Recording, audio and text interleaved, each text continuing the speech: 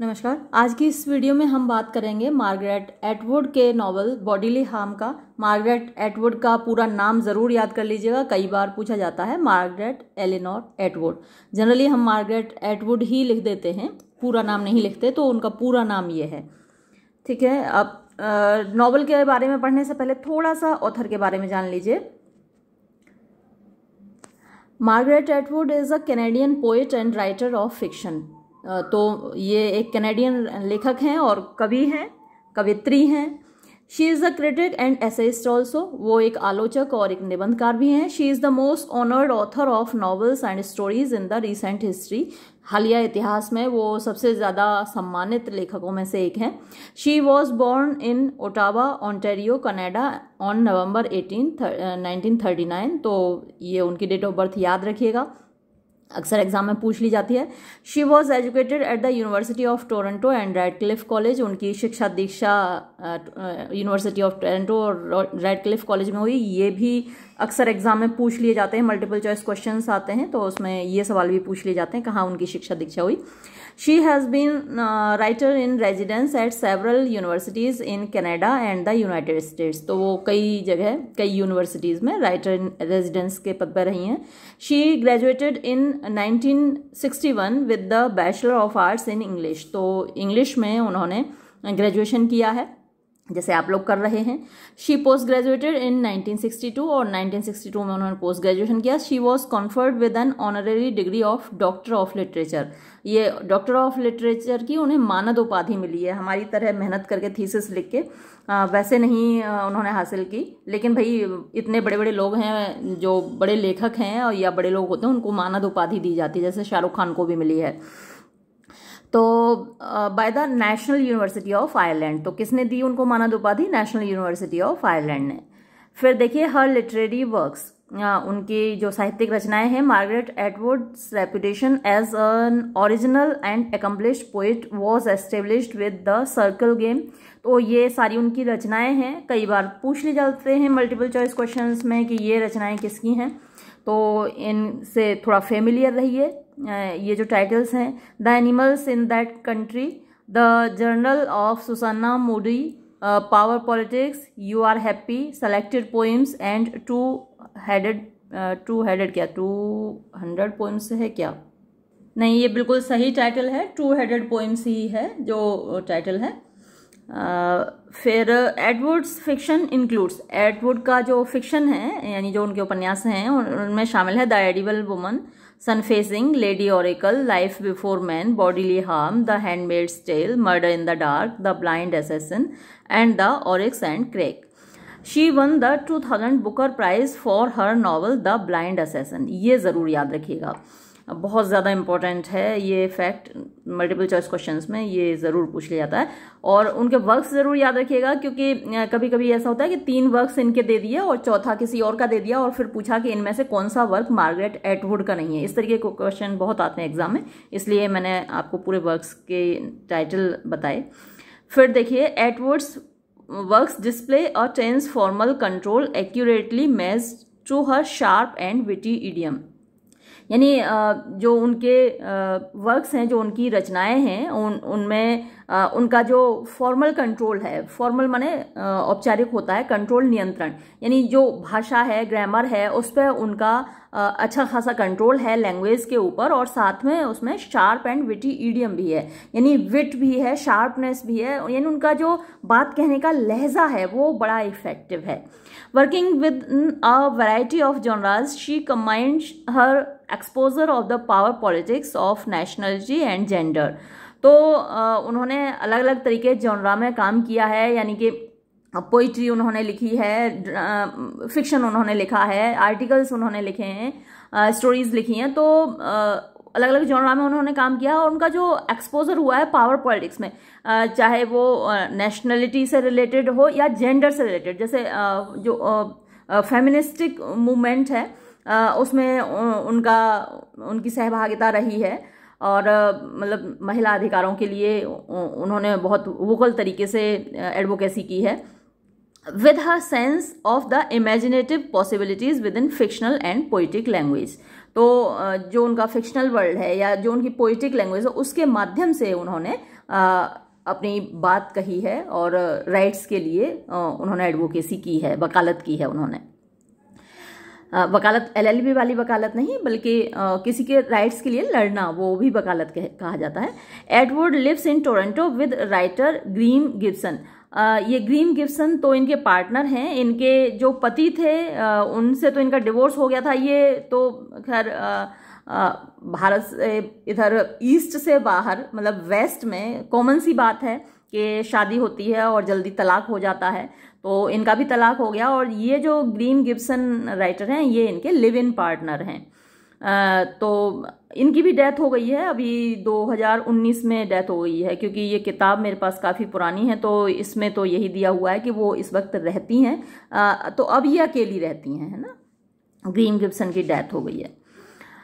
फिर देखिए about the novel, उपन्यास के बारे में। The novel bodily harm bye Margaret Atwood was published in 1981। तो ये ज़रूर आपको याद रखना है।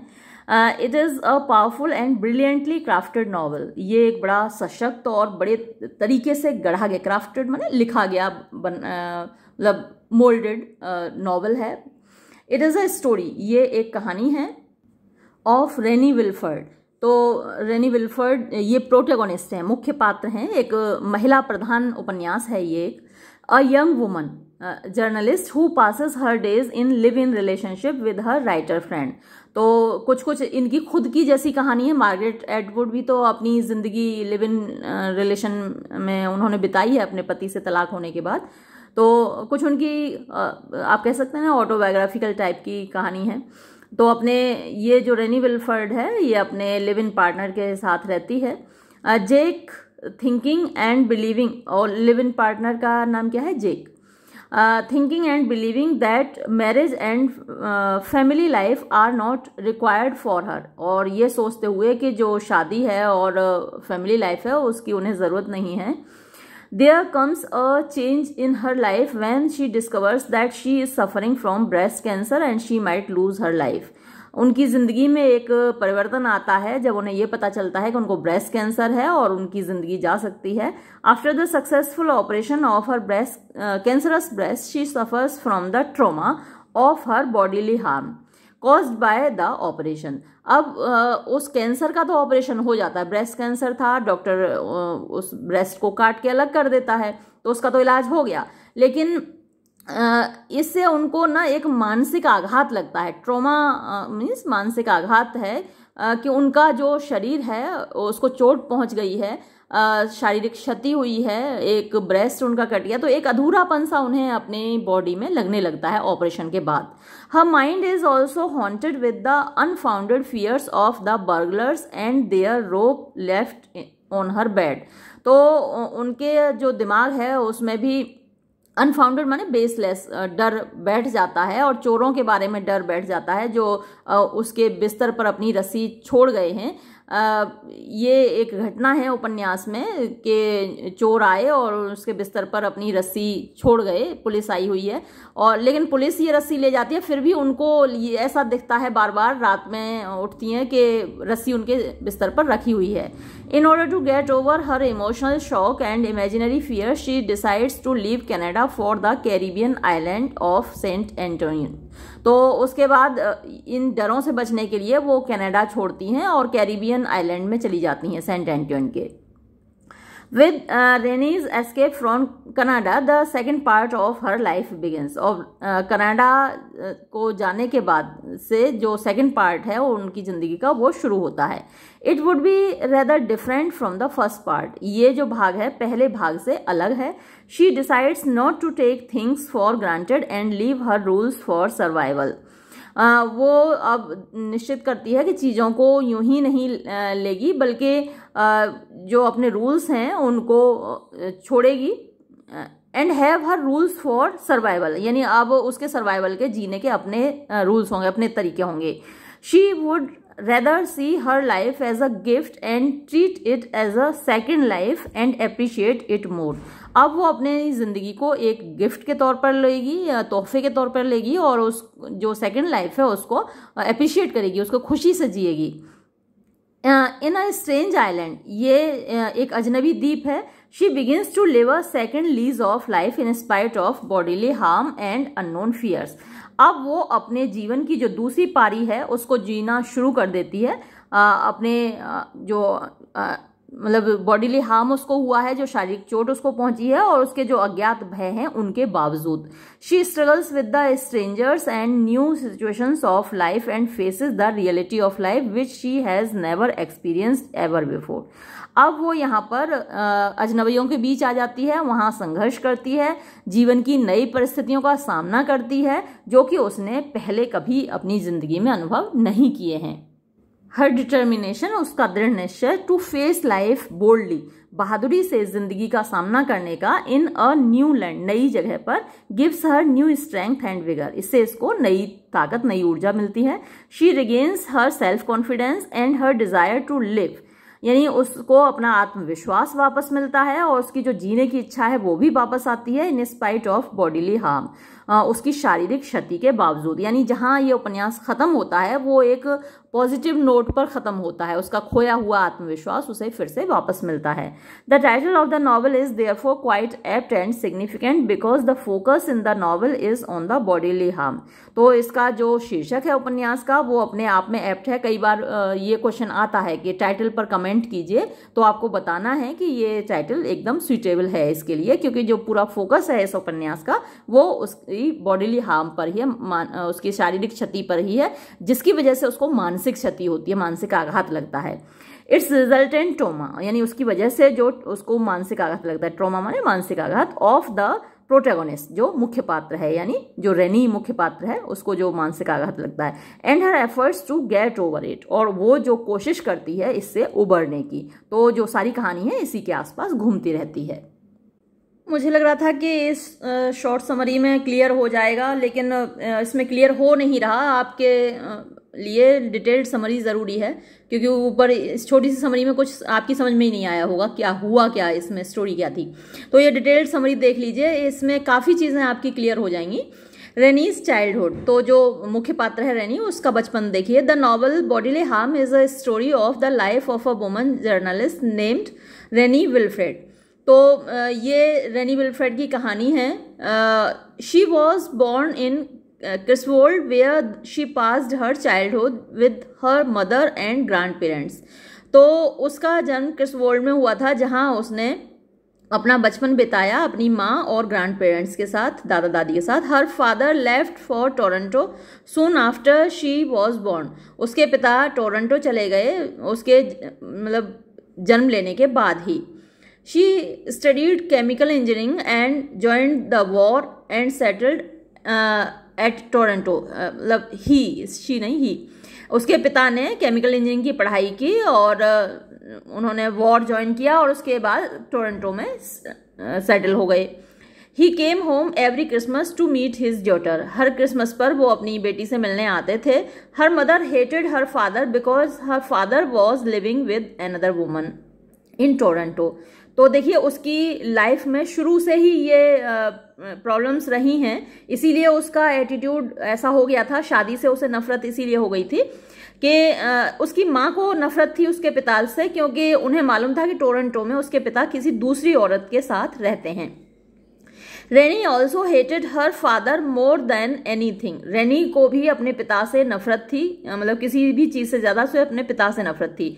She always thought of bad things about him, यानी वो हमेशा उनके बारे में बुरा ही सोचती थी.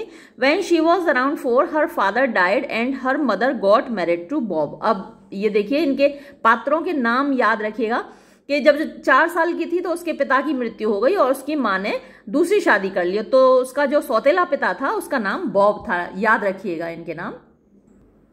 एज अ चाइल्ड, एक बच्चे के रूप में रेनी लर्नड 3 थिंग्स. रेनी ने 3 चीजें सीखी. हाउ टू बी क्वाइट, शांत कैसे रहना है. वॉट नॉट टू से, क्या नहीं कहना है. And how to look at things without touching them, और बिना छुए चीजों को देखना कैसे है. She also learn that if you are a girl, उसने ये चीज़ भी सीखी कि अगर आप एक लड़की हो, it was safer to be decent and respectable than to be beautiful. तो आपके लिए ये ज़्यादा अच्छा है कि आप सुरक्षित रहें, आपके लिए ये ज़्यादा सुरक्षित है कि आप डिसेंट रहें, यानी सुशील बने, रेस्पेक्टेबल हैं, सम्मानीय हों, बजाय खूबसूरत होने के। Rennie as a child was very much impressed with her grandmother. तो रेनी एक बच्ची के रूप में अपनी दादी से बहुत प्रभावित थी। रेनी इन हर प्यूबर्टी, यानी जब रेनी किशोरावस्था में पहुंचती है, द ईयर रेनी टर्न 16, जिस साल रेनी 16 साल की हुई, her mother got a job selling Avon door to door. तो उसकी माँ को एक नौकरी मिली द्वार द्वार जाकर एवन बेचने की। So her mother was not at home in the afternoons when she was back from school. तो इसलिए जब दोपहर बाद वो स्कूल से घर वापस आती थी तो उसकी माँ घर पे नहीं होती थी। She was living with her mother in a cellar then. उस वक्त वो अपनी माँ के साथ एक सेलर में यानी तहखाने में रह रही थी। She did not like being there in the cellar with just Bob. अब वहाँ वो अपने सौतेले पिता बॉब के साथ रहना उसको पसंद नहीं था उस तहखाने में। So she used to pass her time with her boyfriend Gary. इसलिए वो अपना वक्त बिताती थी बॉयफ्रेंड गैरी के साथ। तो नाम भी याद रखना है आपको, बॉब का भी नाम याद रखना है, गैरी का भी नाम याद रखना है। Bob being Rennie's stepfather tried to throw her out on some excuse. अब बॉब क्योंकि रेनी का सौतेला पिता था, वो किसी न किसी बहाने उसको बाहर निकालने की कोशिश करता था। Rennie depended on her boyfriend Gary because he was stronger than Bob. अब रेनी अपने बॉयफ्रेंड गैरी पर डिपेंड रहती थी क्योंकि वो बॉब से ज़्यादा ताकतवर था। And had some money with him because he had a weekends jobs. और उसके पास पैसा भी होता था गैरी के पास क्योंकि वो वीकेंड में जॉब करता था। विदेशों में बहुत सारे बच्चे यही करते हैं, वो वीकेंड्स पे कहीं काम करते हैं और अपने लिए पैसा कमाते हैं। Since no one at her school was a millionaire, Gary was a better choice for Rennie. अब उसके स्कूल में कोई भी लड़का ऐसा नहीं था जो कि मिलियनियर हो, यानी पैसे वाला हो, इसलिए गैरी ही उसके लिए बेहतर चॉइस था। She quit her school and started working full time at pizza takeout. उसने अपना स्कूल छोड़ दिया और एक पिज्ज़ा की जो दुकान है उस पर काम करने लगी। She wanted to move to her own place soon, but Gary wanted to get married to her. वो जल्द ही अपना अलग स्थान बनाना चाहती थी और लेकिन गैरी उससे शादी करना चाहता था। She too wanted to get married and have kids but not like her own mother. वो भी चाहती थी कि शादी करे और बच्चे हों, लेकिन अपनी माँ की तरह नहीं। उसको शादी से नफरत इसलिए हुई क्योंकि उसने अपनी माँ की दुर्दशा देखी थी। One day they quarreled with each other and parted company forever. एक दिन वो दोनों आपस में लड़ पड़े, यानी गैरी और रेनी आपस में लड़ पड़े और एक दूसरे से अलग हो गए हमेशा के लिए। आगे देखिए, रेनी एज अ जर्नलिस्ट, रेनी एक पत्रकार के रूप में। Since rainy did not want to get trapped like her own mother, she got out of Griswold and came to Toronto and started writing articles for Toronto newspaper. अब रेनी अपनी माँ की तरह जाल में नहीं फंसना चाहती थी, इसलिए वो ग्रिसवोल्ड से निकली और टोरंटो आ गई और वहाँ उसने टोरंटो न्यूज़पेपर के लिए आर्टिकल्स लिखना शुरू कर दिए। She wrote on fashions and life styles, तो वो फैशन के बारे में लिखती थी, लाइफ स्टाइल के बारे में, जीवन शैली के बारे में लिखती थी। She was an expert on boredom, having done a piece on it for Pandora's relationships column, in which she claimed that there were two people involved in boredom, the borer and the boree. तो उसने एक वो expert थी boredom के बारे में, यानी ऊब, थकान जो होती है, बोरियत जो होती है, उसके इस टॉपिक पर वो एक्सपर्ट थी। और उसने पेंडोराज के लिए एक आर्टिकल लिखा था रिलेशनशिप्स कॉलम में। याद रखिएगा, ये मल्टीपल चॉइस क्वेश्चंस में या very short answer type questions में पूछे जा सकते हैं। तो ये रिलेशनशिप कॉलम में एक आर्टिकल लिखा, उसमें ये बताया कि बोर होने के लिए बोर्डम में दो लोग शामिल होते हैं, एक तो बोर करने वाला, दूसरा बोर होने वाला।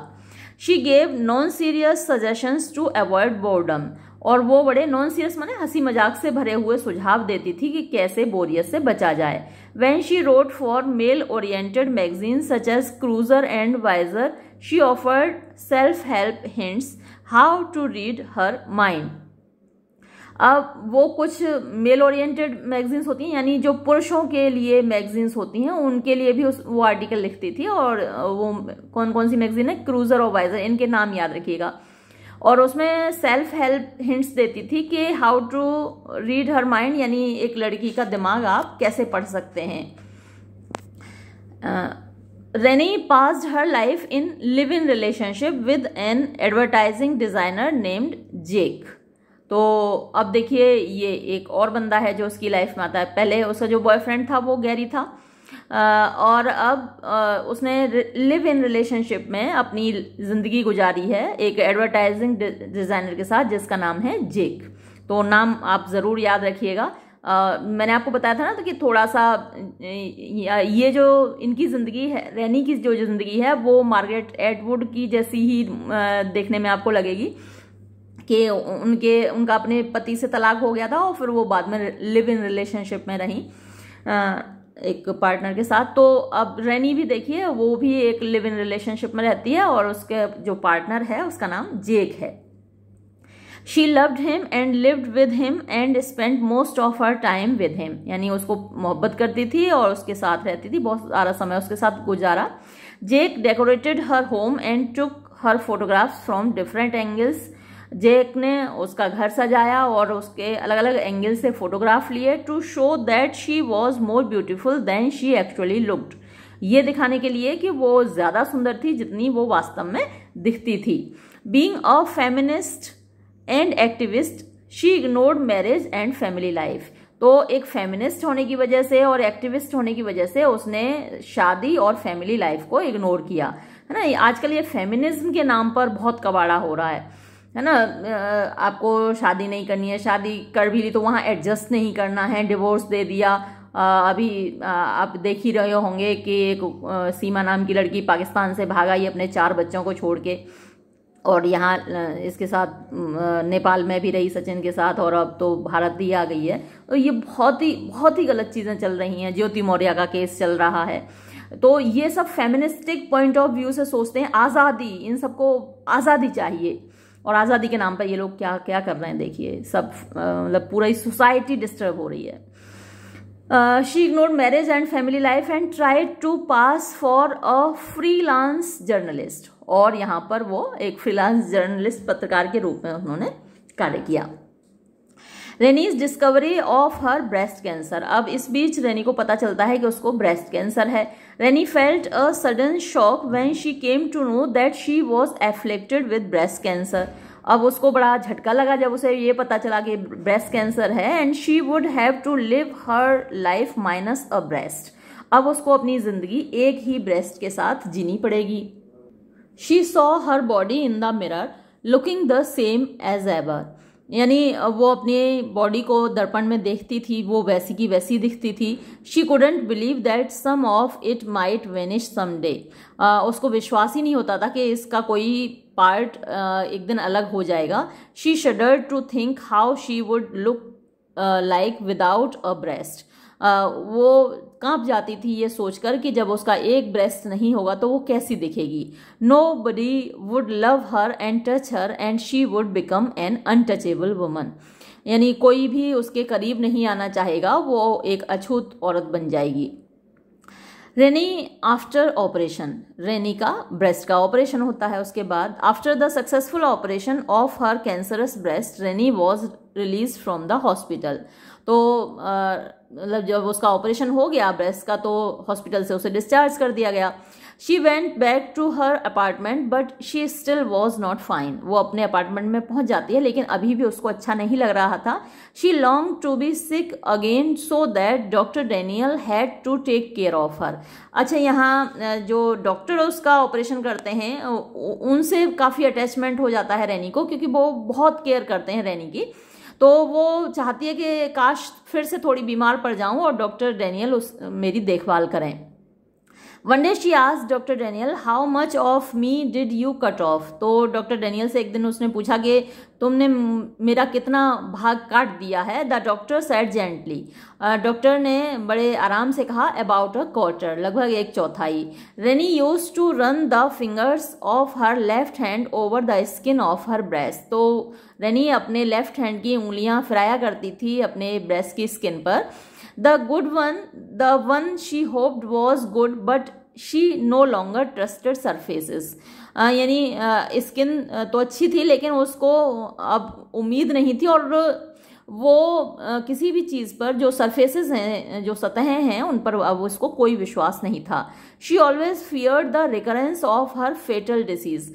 उसको ऐसा डर लगता था कि उसको फिर से ये भयानक बीमारी हो जाएगी। She was neither dead nor alive. तो ये एक ऐसा ट्रॉमा था जिसमें वो न जिंदा थी न मुर्दा थी। The fear of revisit of the disease always haunted her mind, कि बीमारी दोबारा उसे हो जाएगी, ये डर हमेशा उसके दिमाग में आता रहता था। She was hanging in a void, वो एक खाली स्थान में लटकी हुई थी, वैक्यूम में, रिक्त में लटकी हुई थी। One day she said to doctor Daniel, एक दिन उसने डॉक्टर डैनियल से कहा आइदर आई एम लिविंग और I am dying, please don't feel you can not tell me. अब बताओ मैं जिंदा हूं या मैं मर रही हूं, अब ये मत कहना कि आप मुझे नहीं बता सकते। विच इज इट, क्या चीज सही है। The doctor said to her, doctor ने उससे कहा you are not dead yet, you are a lot more alive than many people. तुम अभी तक मरी नहीं हो, तुम बहुत सारे दूसरे लोगों से ज्यादा जीवित हो। That was good enough for rainy, ये रेनी के लिए बहुत अच्छा था। She wanted something definite, the real truth, the way one way और द अदर। वो चाहती थी कि कुछ डेफिनेट, कुछ निश्चित उसे सुनने को मिले, वास्तविकता उसे सुनने को मिले, चाहे एक तरीके से या दूसरे तरीके से।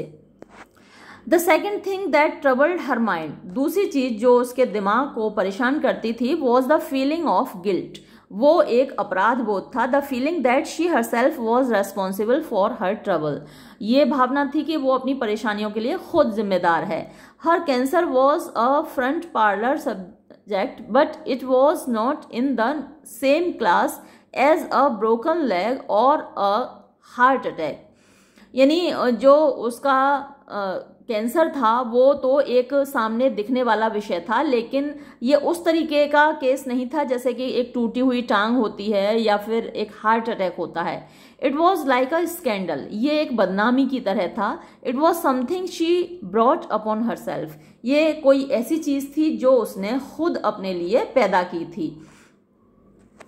द थर्ड थिंग, तीसरी चीज that always use to sting her mind, जो हमेशा उसके दिमाग में चुभती थी, was that after losing one breast, वो बात ये थी कि एक ब्रेस्ट खो जाने के बाद she was no more a normal woman, अब वो एक सामान्य महिला नहीं थी। She was just a half woman, वो केवल आधी महिला थी। A woman with one breast, एक महिला जिसका एक ही ब्रेस्ट है। The fear of being hated and the fear of being an untouchable woman always haunted her mind, तो उसको डर लगता था कि लोग उससे नफरत करेंगे, वो एक अछूत महिला बन जाएगी, और ये डर हमेशा उसके दिमाग में आता रहता था। She needed the support of doctor Daniel who always said to her, उसको डॉक्टर डैनियल के समर्थन की जरूरत थी जो कि हमेशा उससे कहते थे अ पॉजिटिव एटीट्यूड डज वंडर्स, कि आपका जो सकारात्मक रुख होता है वो आश्चर्यजनक काम करता है।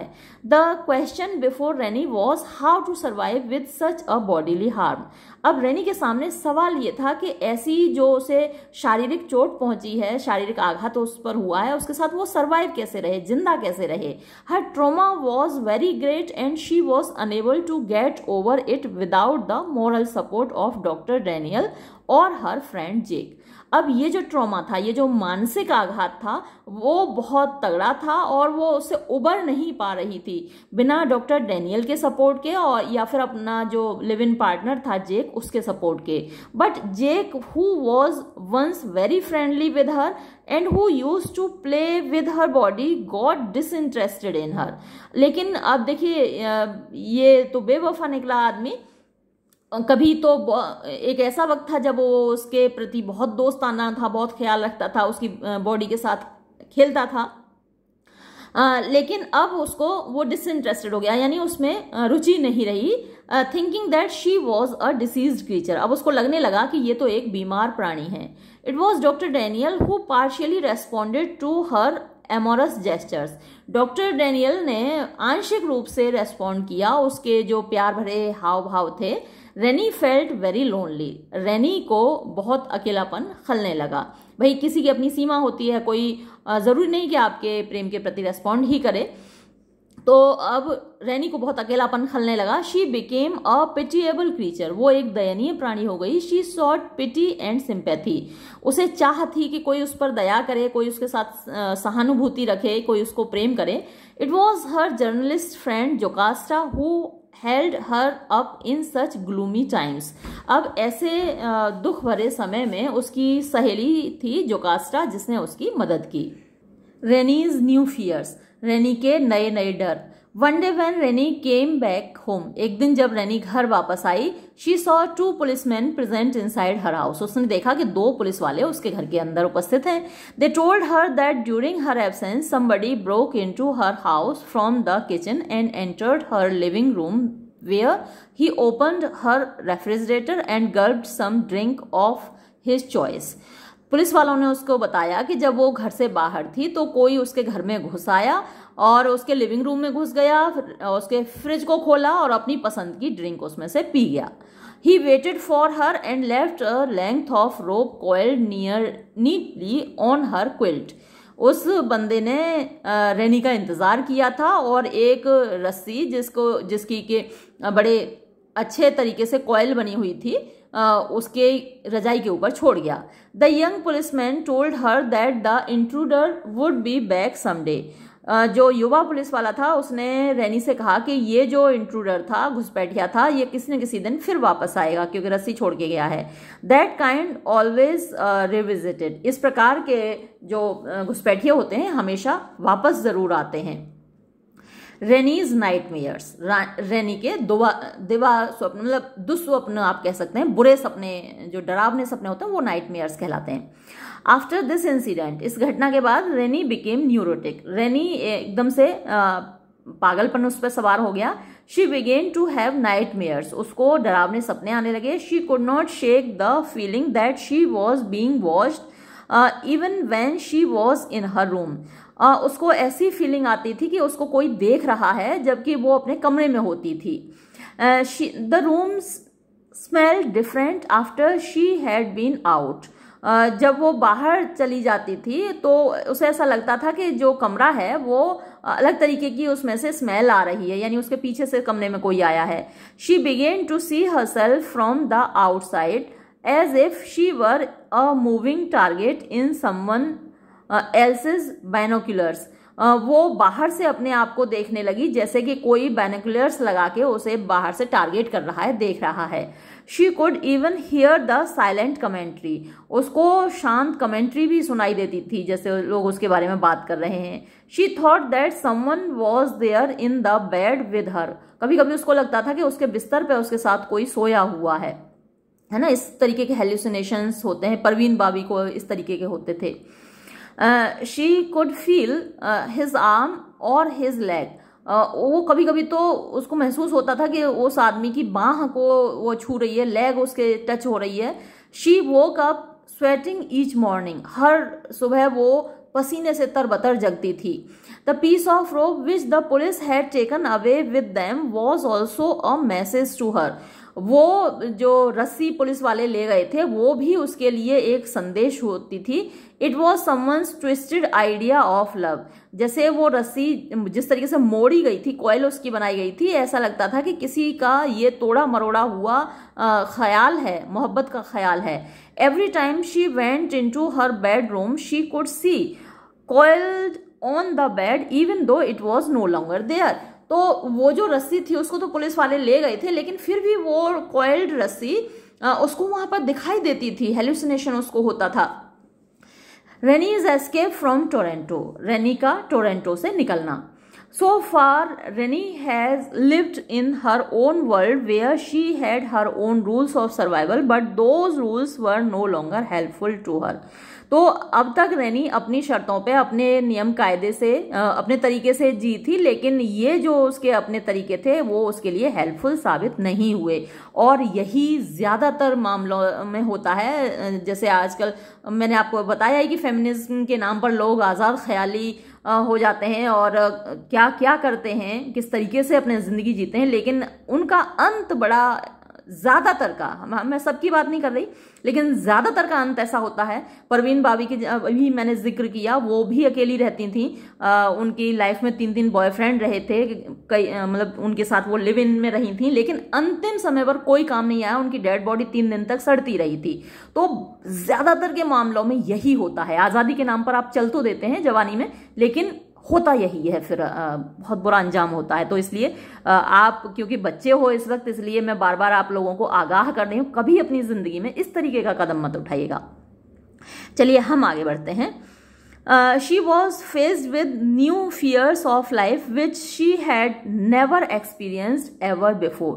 अब उसके सामने वो जो सामना कर रही थी, नए नए डरों का सामना कर रही थी, जो कि उसने अपनी ज़िंदगी में पहले कभी उनका अनुभव नहीं किया था।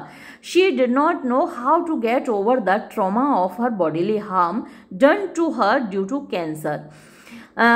मतलब उसकी समझ में ये नहीं आ रहा था कि कैंसर की वजह से जो उसे बॉडीली हार्म हुआ है, उसके शरीर को जो हानि पहुंची है, उस शॉक से, उस झटके से कैसे वो उबर पाए, अपने आप को कैसे बाहर निकाले, and how to get rid of the unfounded fears of the burglar. और जो अनफाउंडेड फियर्स थे, यानी जिनका कोई आधार नहीं था, बेसलेस फियर्स थे, डर थे बर्गलर के। बर्गलर माने वही घुसपैठिया, तो उसके ख्याल बार बार आते थे। उन ख्यालों से कैसे छुटकारा पाए वो। She decides to leave Toronto and travel to Caribbean island of Saint Antoine.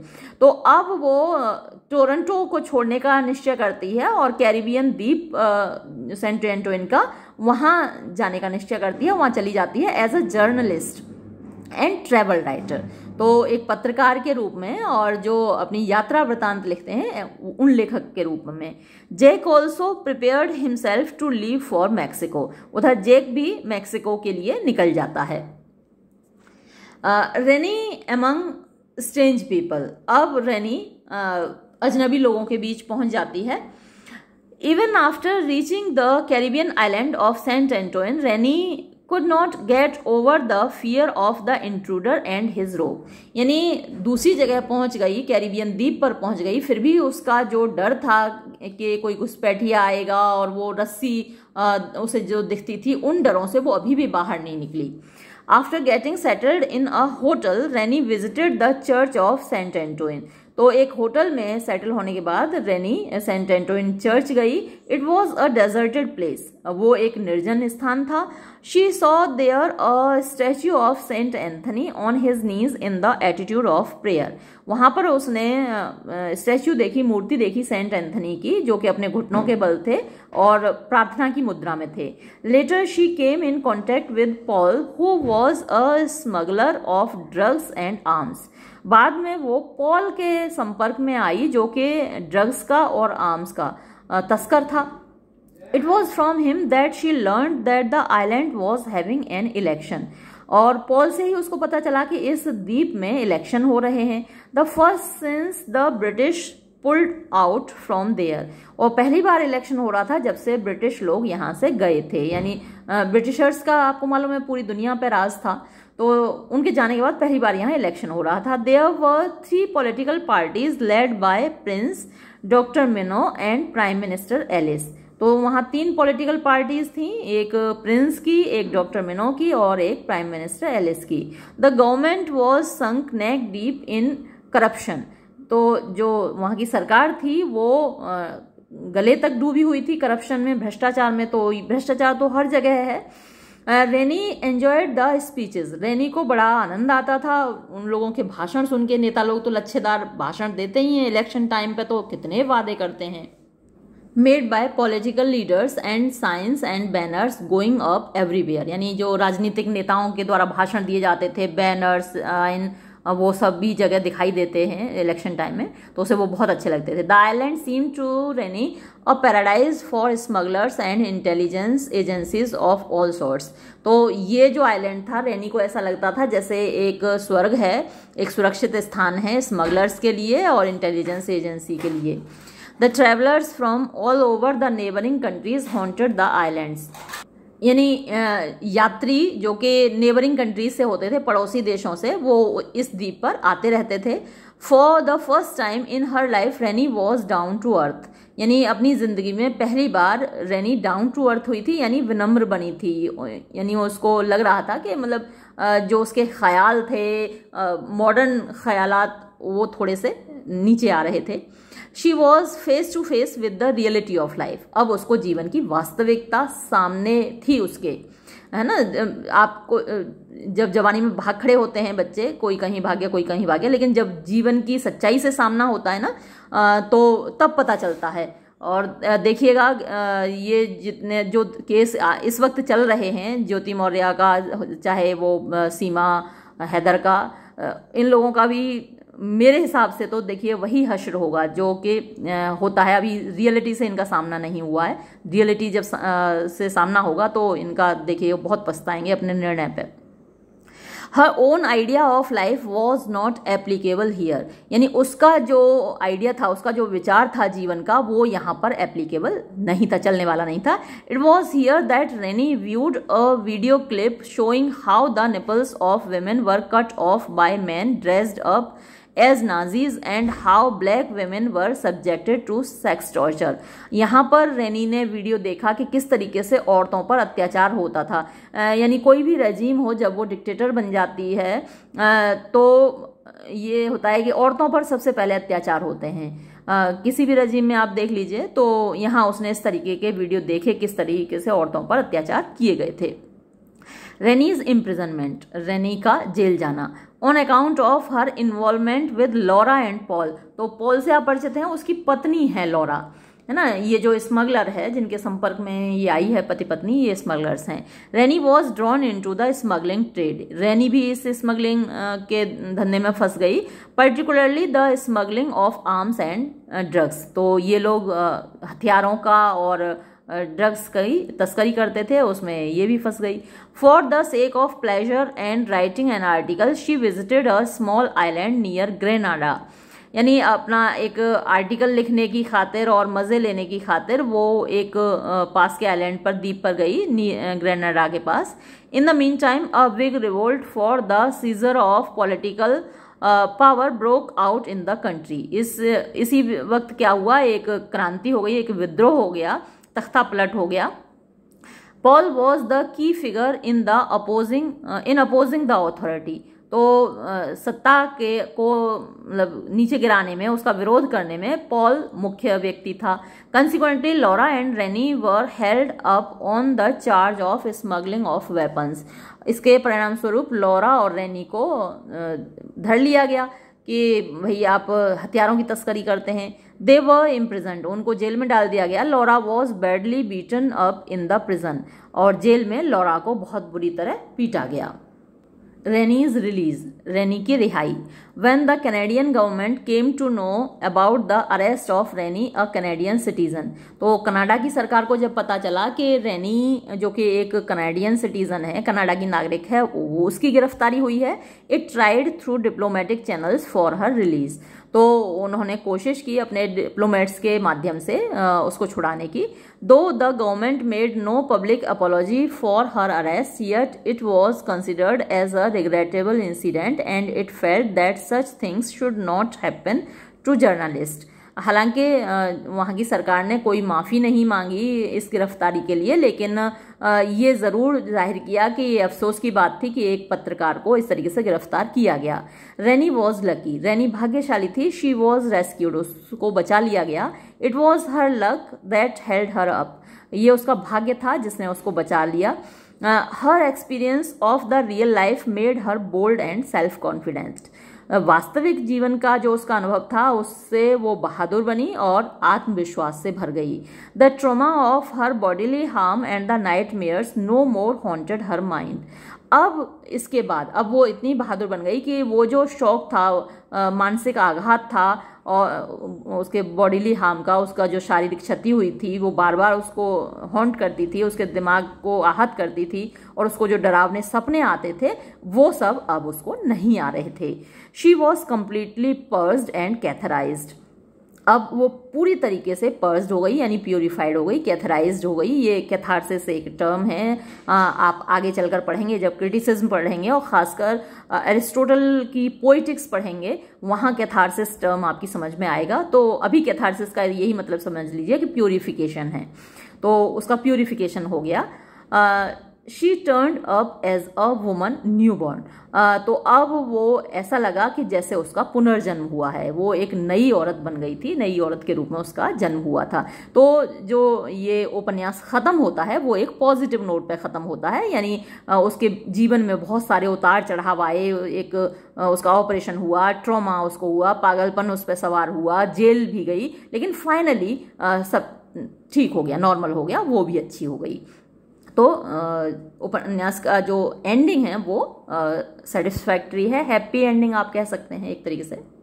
तो अब डिटेल्ड समरी के बाद आपको चीज़ें अच्छे से क्लियर हो गई होंगी, मुझे उम्मीद है। मुझे वो छोटी सी समरी से मुझे खुद ही सेटिस्फैक्शन नहीं हुआ कि आपको समझ आएगा कि नहीं, लेकिन अब मेरे हिसाब से आपको पूरा उपन्यास समझ में आ गया। उपन्यास तो काफ़ी वॉल्यूमिनस है, लेकिन इस समरी से क्लियर हो गया होगा। अब देखते हैं हम लॉन्ग क्वेश्चन। जो सबसे ज़्यादा इम्पोर्टेंट लॉन्ग क्वेश्चन बनता है वो रेनी का कैरेक्टर स्केच है। तो हम इसी को देखते हैं। रेनी विलफोर्ड का कैरेक्टर स्केच कई तरीके से पूछ लिया जाता है।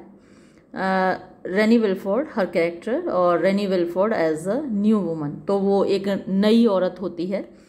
एन अनफॉर्चुनेट चाइल्ड, तो जो उसका बचपन है वो बड़ा बदनसीबी में बीता है, वो एक बदनसीब बच्ची है।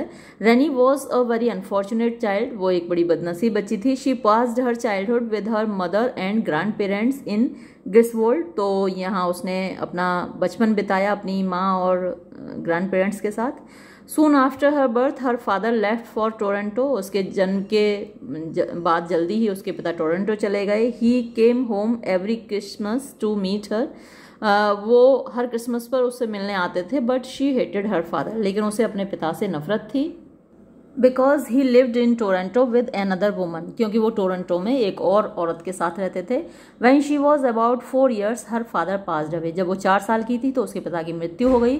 हर mother got married to another man named Bob, उसकी माँ ने एक दूसरे आदमी बॉब से शादी कर ली। Renee lived in a cellar with her mother, Renee एक तहखाने में रहती थी अपनी माँ के साथ, एंड स्टेप फादर और अपने सौतेले पिता के साथ। Her step father hated Renee and wanted to throw her out, उसके सौतेले पिता को उससे नफरत थी और वो उसको बाहर निकालना चाहते थे। रेयरली ऐसा होता है कि सौतेले पिता को कोई प्यार हो पहले पिता के बच्चों से। मिसोगेमिस्ट, मिसोगेमिस्ट कौन होता है? जिसको शादी से नफरत होती है। When Renee turned 16 her mother got a job selling Avon door to door, जब रेनी 16 साल की थी तो उसकी माँ को एक मतलब दरवाजे दरवाजे जाकर एवन बेचने का काम मिला। When rainy came back home from her school in the afternoon her mother was not at home, जब रेनी स्कूल से वापस आती थी तो उसकी माँ घर पर नहीं होती थी। She did not like the company of her step father Bob, उसको अपने सौतेले पिता का साथ पसंद नहीं था। So she use to come home with her boyfriend Gary who was physically stronger than Bob and who use to give her money also, तो वो गैरी के साथ वापस आती थी जो कि उसका बॉयफ्रेंड था, फिजिकली बॉब से स्ट्रोंगर भी था और उसको पैसे भी देता था। On account of the financial trouble in the family she quit school and started working full time at a pizza take out, तो घर में क्योंकि फाइनेंशियल प्रॉब्लम्स थी, पैसे की किल्लत थी, तो इसलिए उसने स्कूल छोड़ दिया और एक पिज्ज़ा की दुकान पर नौकरी करने लगी। She wanted to move to her own place soon but her boyfriend Gary wanted to marry her, वो चाहती थी सेल्फ डिपेंड होना, अपनी अलग जगह पर जाकर रहना, लेकिन गैरी उससे शादी करना चाहता था। She too wanted to get married and have kids but not like her own mother, वो भी चाहती थी शादी करना, बच्चे करना, लेकिन अपनी माँ की तरह नहीं। Both Rennie and Gary quarreled with each other and parted their company forever. तो तो वो दोनों लड़ पड़े और एक दूसरे से अलग हो गए। Since rainy did not want to get trapped in marriage like her own mother, she move to Toronto and decided to take her road all alone without taking the responsibility of family, child bearing and child rearing. तो अब उसने ये निश्चय किया कि भाई अकेले रहूँगी, सेल्फ डिपेंड रहूँगी और ना तो बच्चे पैदा करूँगी और ना बच्चे पालूँगी पोसूँगी, आज़ाद रहूँगी। लाइफ स्टाइल जर्नलिस्ट, वो एक पत्रकार बन गई जो कि जीवन शैली के बारे में लिखती है। In Toronto she started writing articles for a newspaper, Toronto जाकर उसने अखबार के लिए आर्टिकल्स लिखना शुरू कर दिए। She wrote on fashions and life styles with her suggestions how to get rid of boredom. अब वो फैशन के बारे में लिखने लगी, लाइफ स्टाइल के बारे में लिखने लगी और सुझाव देने लगी कि भाई बोरियत से कैसे छुटकारा पाया जाए। While writing for male oriented magazines like Cruiser and visor, she offered self help hints like how to read her mind. तो ये आप पहले भी पढ़ चुके हैं। एक तरीके से जब भी कोई लॉन्ग आंसर आता है तो आप पूरे नॉवल के बारे में ही लिख देना, क्योंकि ये बेसिकली पूरी इसी की लाइफ है, रेनी की ही लाइफ है। तो जब आप उसका कैरेक्टर स्केच लिखेंगे तो एक तरीके से पूरा नॉवल ही आ जाएगा। अभी जो समरी आपको पढ़ाई है वो सारे सेंटेंस देखिए यहाँ आते जा रहे हैं। रेनी passed her time in living relationship with an advertising designer named Jake. तो उसने जो अपना समय गुजारा अपने लिव इन पार्टनर के साथ गुजारा जिसका नाम जेक था। She loved him and lived with him, वो उसको मोहब्बत करती थी, उसके साथ रहती थी। He took her photographs from different angles to show that she was more beautiful than she actually looked, ये भी आप पहले पढ़ चुके हैं। He decorated her house and tried to keep her pleased and satisfied.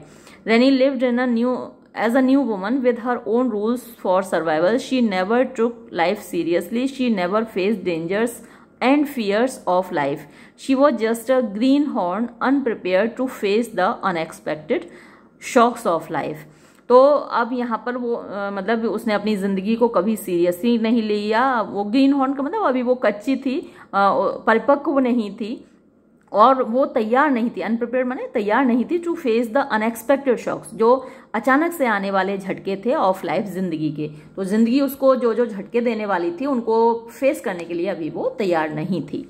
Her trauma after operation, उसके operation के बाद उसका मानसिक आघात। There came a sudden turn in her life when she learn that she was having cancer in one breast. तो अचानक से मोड़ आया उसकी जिंदगी में जब पता चला कि उसको कैंसर है। It was a very big shock to her, ये उसके लिए बहुत बड़ा झटका था। After the successful operation of her cancerous breast she suffered from a great trauma.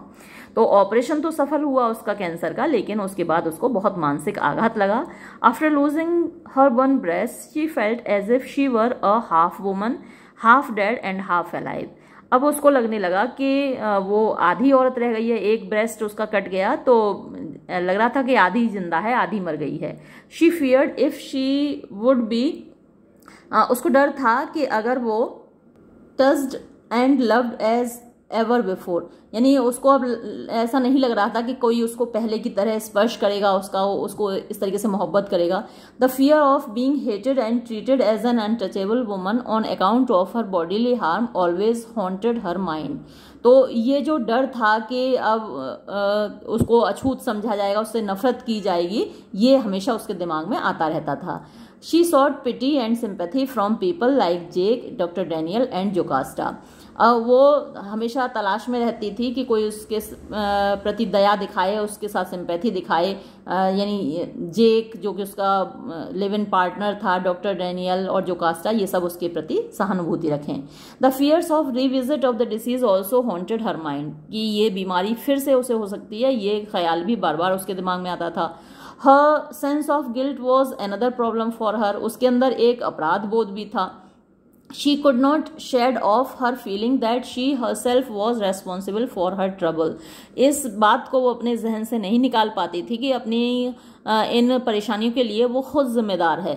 Her cancer was a front parlour subject, यानी उसका जो कैंसर था वो तो एक सामने का विषय था, but it was not like a broken leg और हार्ट अटैक। लेकिन ये जो मामला था टूटी टांग का या हार्ट अटैक का नहीं था, it was like a scandal.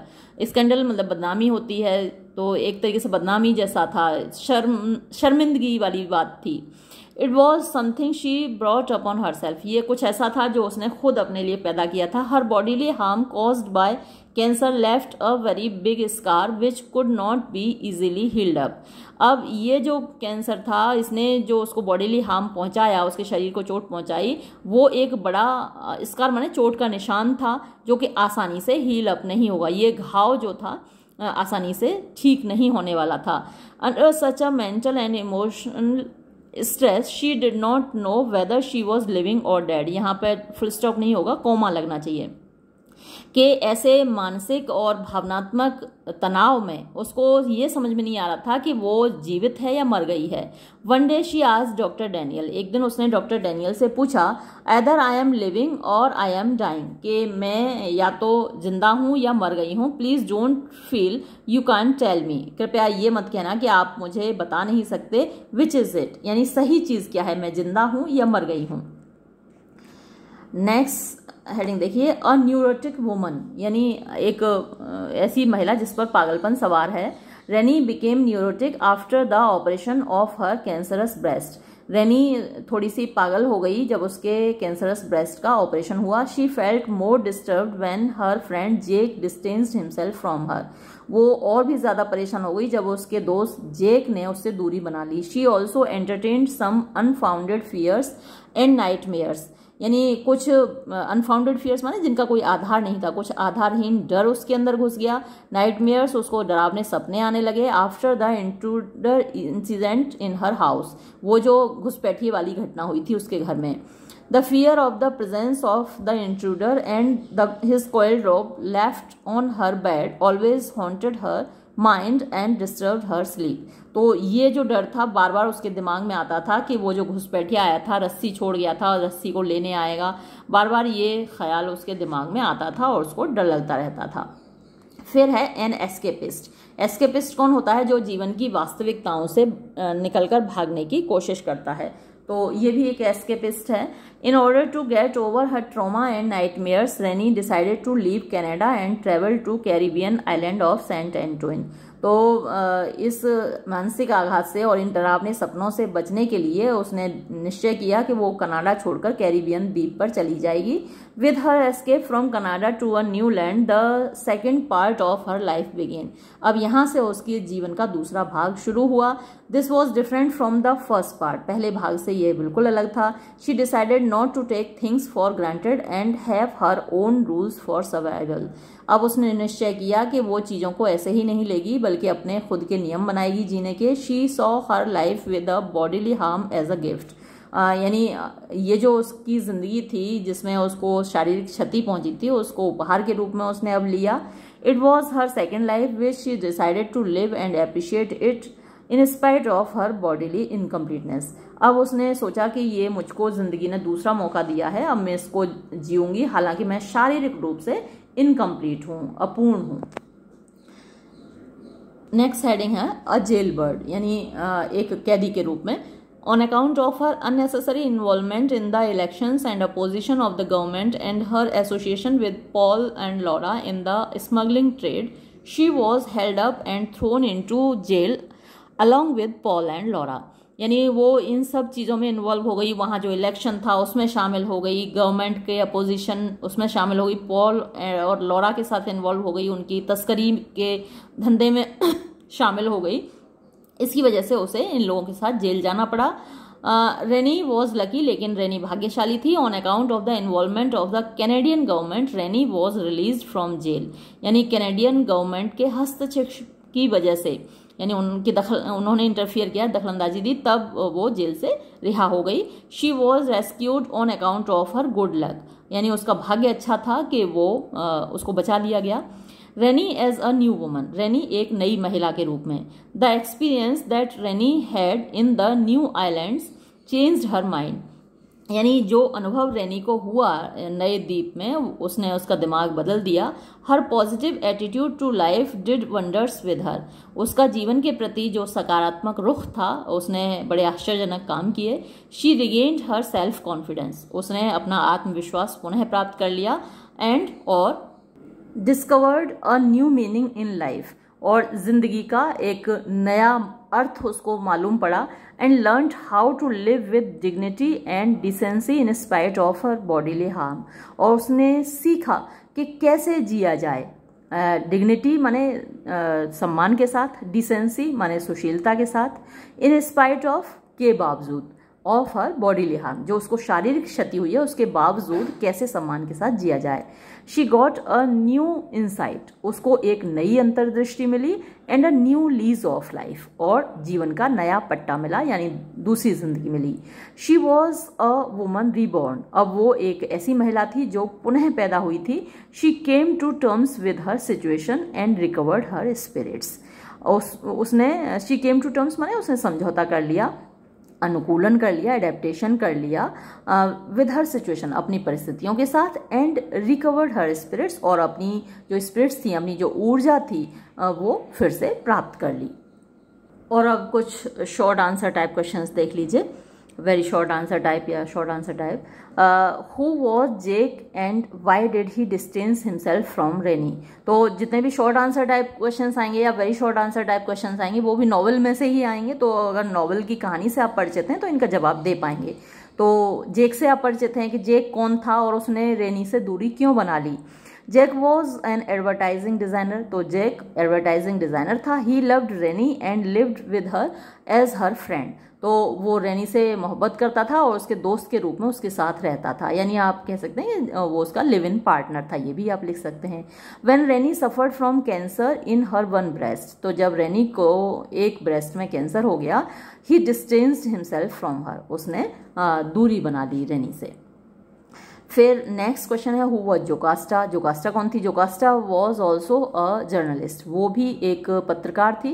She was very helpful to Renee, वो रेनी के प्रति बहुत हेल्पफुल थी, उसकी मदद करती थी। She turn very sympathetic to her after her operation, जब रेनी का ऑपरेशन हुआ तो जोकास्टा उसके प्रति बहुत सहानुभूति प्रदर्शित करती थी।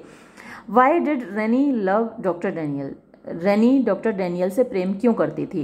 Doctor Daniel was one who operated Renee's cancerous breast, doctor Daniel ही वो व्यक्ति थे जिन्होंने रेनी के कैंसरस ब्रेस्ट का ऑपरेशन किया था, एंड सेव्ड हर लाइफ, और उसकी जिंदगी बचाई थी। ही ऑलवेज एनकरेज्ड हर, वो हमेशा उसका प्रोत्साहन करते थे, and advised her to have a positive attitude towards life, और उसको सलाह देते थे कि जीवन के प्रति अपना रुख हमेशा सकारात्मक रखो। He was very sympathetic towards her, वो उसके प्रति बहुत सहानुभूति रखते थे। That was why Renee love doctor Daniel, और यही वजह थी कि रेनी डॉक्टर डैनियल से मोहब्बत करती थी। फिर है why did Renee leave Canada. Renee ने कनाडा क्यों छोड़ा। Renee left Canada for a tiny Caribbean island in order to get over her trauma due to her bodily harm, यानी रेनी ने कनाडा छोड़ा और वो एक छोटे से कैरिबियन द्वीप पर चली गई ताकि वो गेट ओवर का मतलब होता है पार पाना या ऊपर उठना, निकलना, बाहर निकलना, किससे, हर ट्रोमा, उस अपने मानसिक आघात से, due to her bodily harm, जो उसके शारीरिक आघात की वजह से, शारीरिक क्षति की वजह से उसको हुआ था। And the nightmares caused by the rope incident, और जो रस्सी वाली घटना की वजह से उसको जो डरावने सपने आते थे उनसे छुटकारा पाने के लिए उसने कनाडा छोड़ा। फिर लास्ट क्वेश्चन देखिए, why was Renee imprisoned. Renee को जेल में क्यों डाला गया। Renee was imprisoned in the Caribbean island on account of her involvement in the smuggling trade run by Paul and Laura. तो पॉल एंड लॉरा जो धंधा चलाते थे तस्करी का, उसमें इन्वॉल्व होने की वजह से रेनी को जेल में डाला गया कैरिबियन आइलैंड में। तो मेरे हिसाब से जो क्वेश्चंस आएंगे आपके एग्ज़ाम में अब वो आप अटेम्प्ट कर पाएंगे। इसी उम्मीद के साथ मैं ये वीडियो यहीं समाप्त करूँगी। धन्यवाद।